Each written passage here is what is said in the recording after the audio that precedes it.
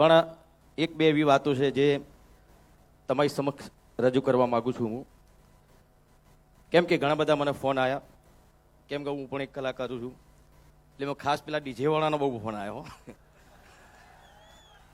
એટલે અરે બીજું કશું નહીં, એ લોકોનું પણ શું એમના ઉપર ઘર ચાલતું હોય છે. ઘણા બધા કલાકારો ડીજેમાં જ કામ કરતા હોય છે. તો એના માટે તમે થોડુંક વિચારજો શું કરી શકો. તમે બધા આગેવાનો છો, બધા ભેગા થઈને તમે નક્કી કરજો. પણ એટલે અમારા કલાકારોની વાત છે, બરાબર. એટલે એમાં શું થઈ શકે છે તમે બધા આગેવાનો છો, તમને વધારે ખબર પડશે. કોઈ રસ્તો તમે કાઢજો તો એ લોકોનું ઘર પણ ચાલે. અને સમાજ માટે હંમેશા વર્ષોથી હું ગાતો આવ્યો છું. કેમ કે પહેલાં બહુ ઓછું બોલતો હતો. પિક્ચર હોય તો ડાયલોગ બાયલોગ બોલવાના થાય,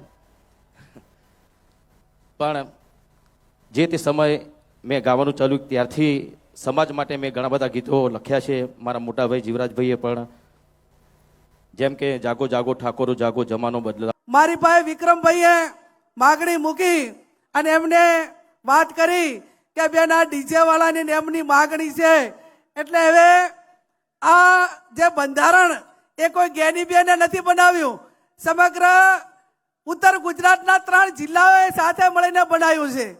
અને એ દિવસે એવી જાહેરાત કરી છે કે આના 1 વર્ષ પછી 4/1/2027 રોજ જ્યારે એને 1 વર્ષ પૂરું થાય અને એની ઉજવણી થાય એ ટાઈમે ચર્ચામાં મૂકીશું.